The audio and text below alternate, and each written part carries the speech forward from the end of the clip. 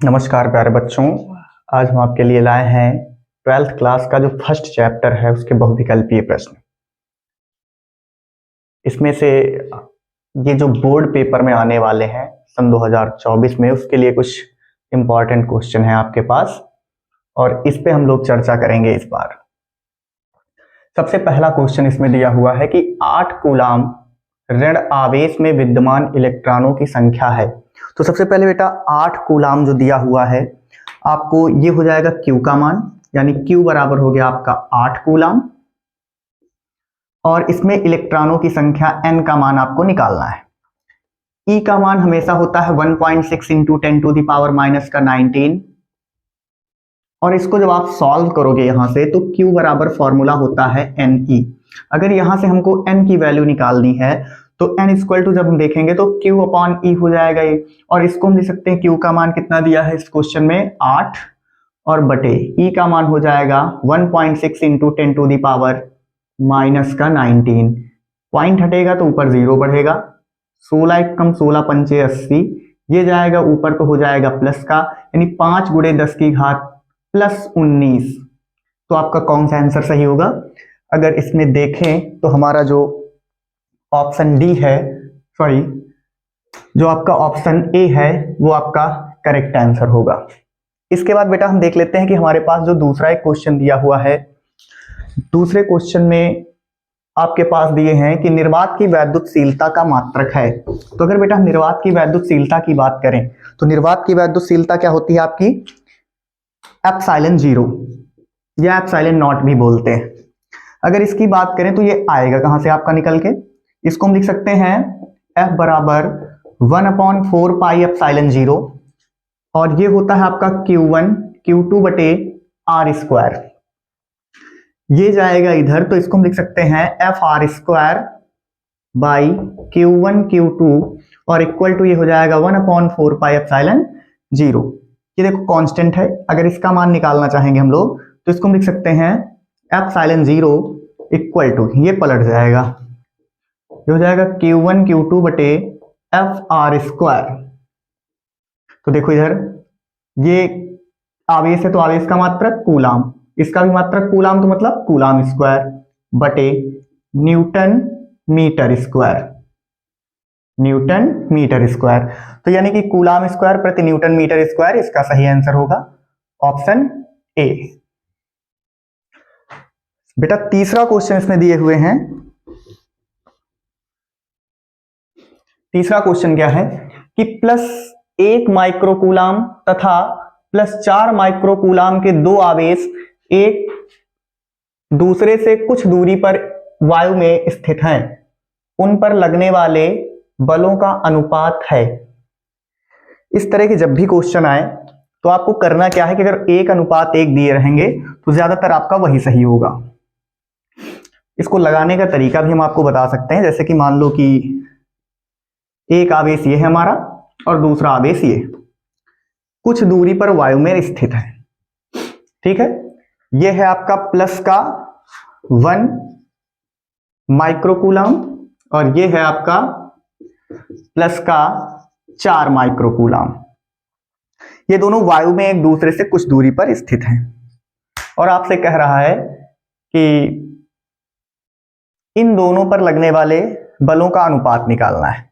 तो सबसे पहले इस आवेश के कारण इस पर लगने वाला बल और फिर इस आवेश के कारण इस पर लगने वाला बल निकालेंगे।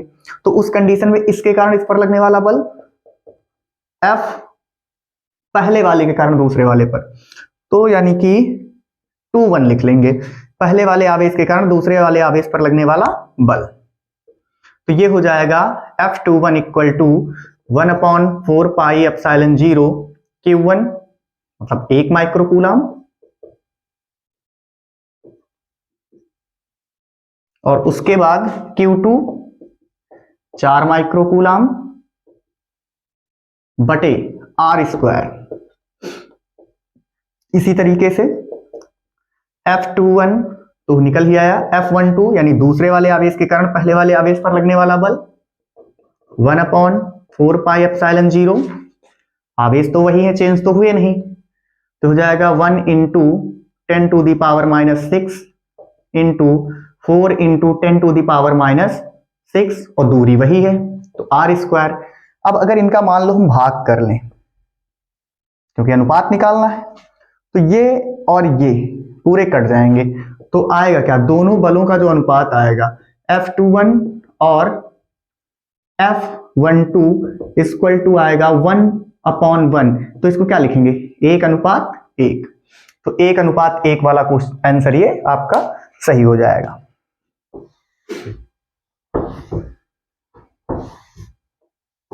चलो इसके बाद आते हैं हम लोग क्वेश्चन नंबर 3 पे।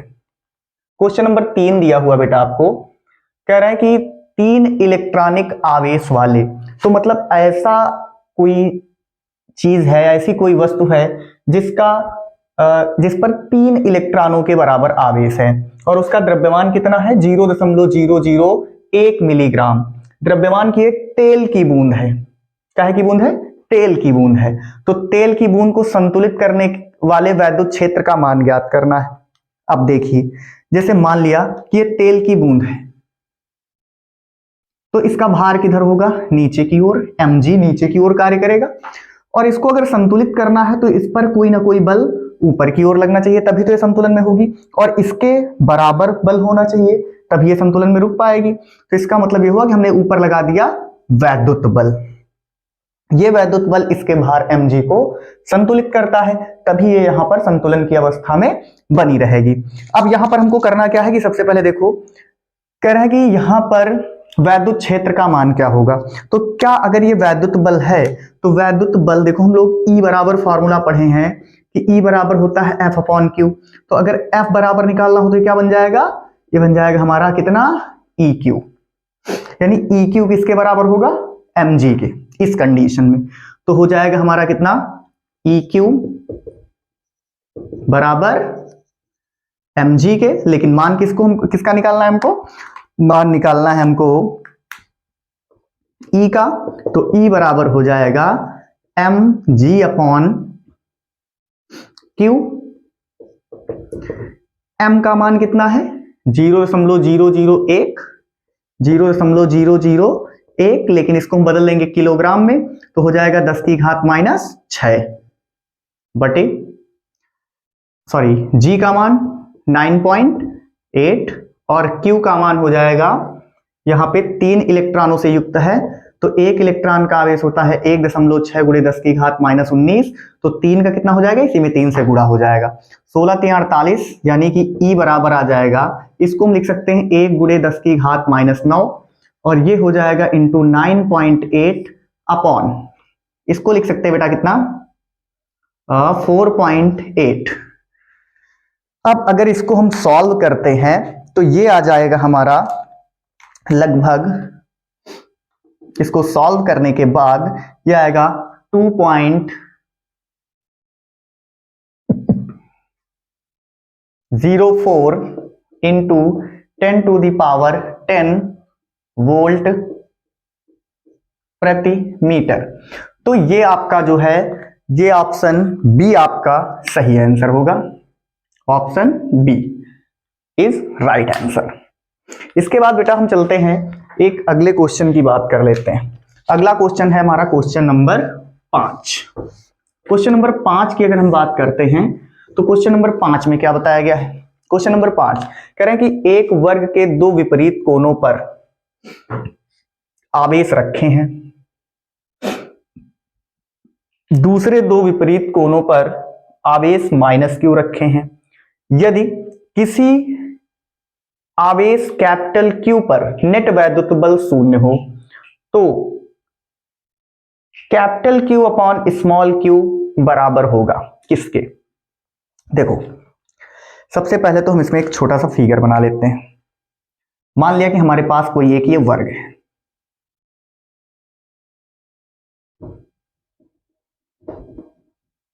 ये वर्ग है और विपरीत कोनों पर कैपिटल Q और ये हो गया आपका Q और ये हो गया Q। कह रहे हैं कि Q रखे हैं, यदि किसी कैपिटल Q पर नेट वैद्युत बल 0 हो, यानी कि यहां पर लगने वाला वैद्युत बल 0 हो, तो इस आवेश के कारण इस आवेश पर लगने वाला वैद्युत बल देखो, यानी कि इसका एक विकर्ण बना लेते हैं यहां से ऐसे हम। अब अगर यहां पर कोई बल शून्य है तो इसके कारण भाई देखो ये तो समान है, तो इनके कारण इसके कारण इधर इस पर बल किधर की ओर लगेगा, बाहर की ओर लगेगा, तो ये हो गया F। और इसके अलावा अगर F1 की बात करें, F1 हो गया। अब यहां पर नेट वैद्युत बल शून्य उसी कंडीशन में हो रहा है होगा जब इधर की ओर जितना बल लग रहा हो उतना ही बल इधर की ओर कार्य करे। वो कब कार्य करेगा, तो यानी कि उस कंडीशन में ये दोनों आवेश ऋणात्मक होने चाहिए। जब ये ऋणात्मक होंगे तो देखो इनके और इनके बीच में आकर्षण बल कार्य करेगा, इनके और इनके बीच में भी आकर्षण बल कार्य करेगा, और इन दोनों का परिणामी किधर होगा, कैपिटल क्यू की ओर इधर। तो इनके इनके कारण जो बल लगेगा वो इधर की ओर, इनका इनका जो परिणामी होगा वो इधर की ओर होगा, तो दोनों विपरीत दिशाओं में हो जाएंगे और उसके कारण यहां पर नेट बल शून्य हो जाएगा। लेकिन इस कंडीशन में ये कोण जो होगा आपका 45 डिग्री होगा, और ये वाला कोण भी आपका कितना होगा, 45 डिग्री होगा। तो इस कारण देखो इनके द्वारा इन पर लगाया गया बल कितना हो सकता है वो हम निकाल लेंगे, वो आ जाए। अब देखो ये वर्ग है तो वर्ग की भुजा कितनी हो जाएगी, ए और ए, और ये आपका विकर्ण आ जाएगा भुजा √2, यानी कि √2a, इतना बन जाएगा। अब देखो सबसे पहले तो हम करेंगे क्या कि इस ये F1 का मान निकाल लेते हैं, F1। तो F1 बराबर आ जाएगा F1 बराबर आ जाएगा 1/4 पाई एप्सिलॉन 0 Q1 Q2, तो Q ही Q मिलेंगे आपको, Q1 Q2 बटे r²। तो यहां से यहां तक की दूरी कितनी हो जाएगी, √2a का वर्ग। और इसको हम लिख सकते हैं F1 बराबर 1/4 pi epsilon 0 Q² by 2a²। F1 का मान मिल गया। अब ये दोनों, अब इधर की ओर नेट बल निकाल लो इनका। तो देखो भैया अब इनके कारण यहां पे जो बल लगेगा, यहां पे जो बल लगेगा, तो इस भुजा पर लगने वाला बल निकाल लेते पहले। तो इन दोनों के बीच इस आवेश और इस आवेश के बीच में कितना बल लगेगा, तो ये हो जाएगा हमारा, मान लिया कि ये है F2 और ये है F3, ठीक है। तो F2 का मान निकाल लेते हैं। F2 बराबर हो जाएगा 1/4 पाई एप्सिलॉन 0, और ये हो जाएगा कैपिटल Q माइनस का Q बटे a²। उसी तरह यहां पे भी निकल आएगा F3 का मान। तो F3 बराबर हम निकाल सकते हैं 1/4 pi epsilon 0 capital Q small q बटे a²। लेकिन इन दोनों का जब हम इस दिशा में बल निकालेंगे तो भैया ये तो हो गया, ये बल इस दिशा में, ये इस दिशा में बल हो गया। अब इस दिशा में बल निकालना है, तो इस दिशा में इसका कौन सा घटक होगा इस बल का, देखो ये बल ऐसे लगा हुआ है, इस दिशा में F3 है, इस दिशा में F2 है, और इनका परिणामी ही ये कोण आपको दिया है 45 अंश। तो ये वाला घटक कौन सा बनेगा, F3 cos 45, और इसका भी ये घटक किधर बनेगा, अगर इस दिशा में देखेंगे तो ये भी 45 अंश है, तो ये भी बन जाएगा क्या, इसी दिशा में। इस दिशा में क्या आएगा, F2 cos 45। इसका मतलब ये हुआ कि अगर हम ये वाला परिणामी बल निकालें तो ये वाला जो परिणामी बल होगा Fp वो कितना हो जाएगा, 1/4 पाई एप्सिलॉन 0। दोनों में कॉमन क्या है, दोनों में कॉमन आपको मिल जाएगा ये चीज, तो ये हो जाएगी कितना, Q माइनस Q बटे a², और उसके बाद यहां पे हो जाएगा 2 cos 45, क्योंकि कॉमन लेंगे तो 1 1 जुड़ जाएगा, तो हो जाएगा 2 cos 45 डिग्री।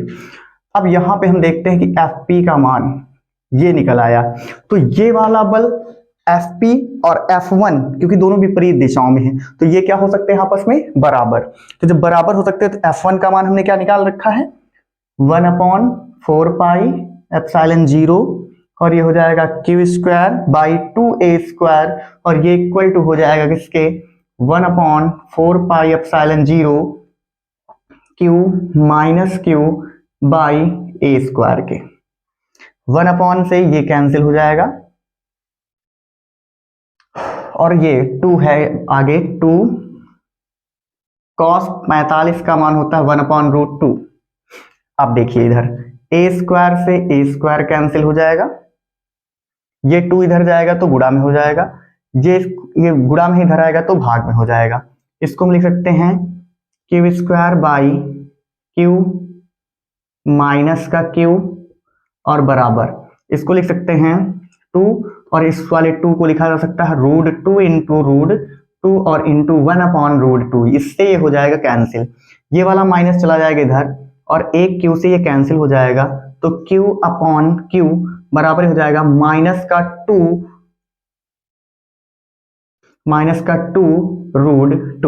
तो यानी हमारा कौन सा आंसर सही होगा इसमें, -2 ये वाला आपका सही आंसर हो जाएगा। काफी बड़ा सवाल था ये, लेकिन अब ऑब्जेक्टिव में आया है तो आपको करना पड़ेगा। अगला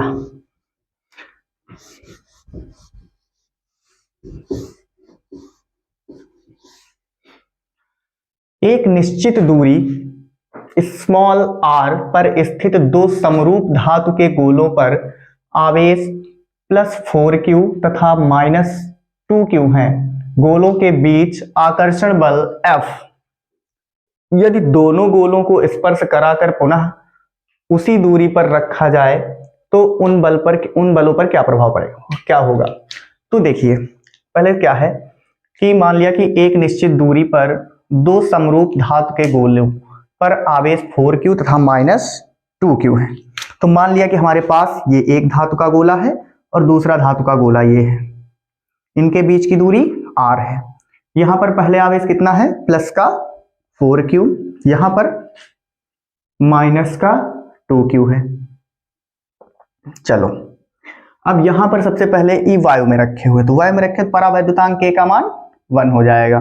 तो यहां पर देखो फॉर्मूला क्या होता है, F बराबर, वायु में है तो इसको लिख सकते हैं F1 मान लो, कोई दिक्कत नहीं, 1/4 पाई एप्सिलॉन 0 और ये हो जाएगा आपका Q1 Q2 यानी कि 4Q और ये हो जाएगा 4Q into 2Q upon R square.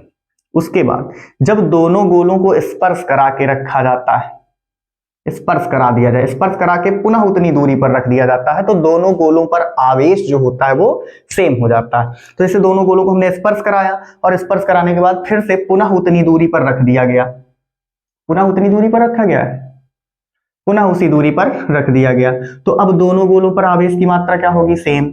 अब ये वाला आवेश पहले कितना था 4, ये कितना था -2q।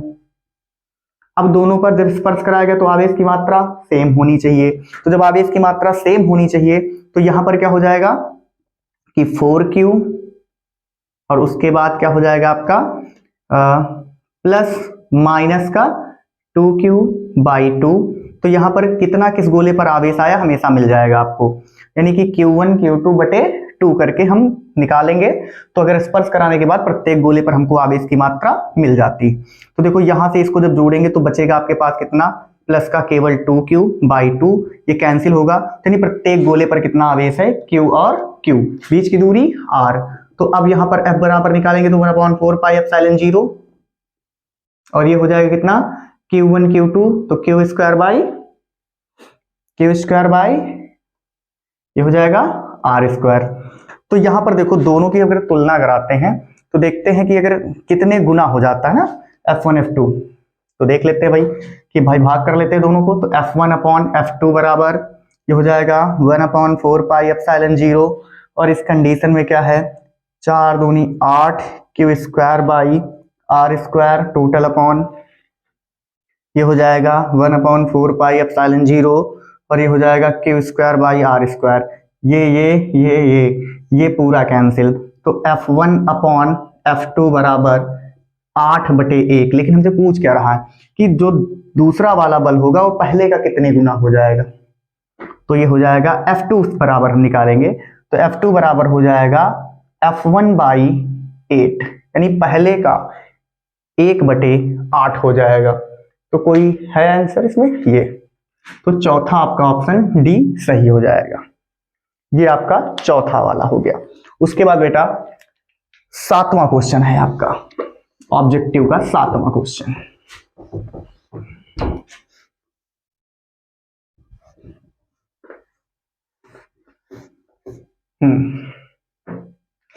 इसका जो मान है, जैसे कह रहे हैं कि दो समान आवेशों कैपिटल Q तथा कैपिटल Q को जोड़ने वाली रेखा के मध्य बिंदु पर एक आवेश Q रख दिया जाता है।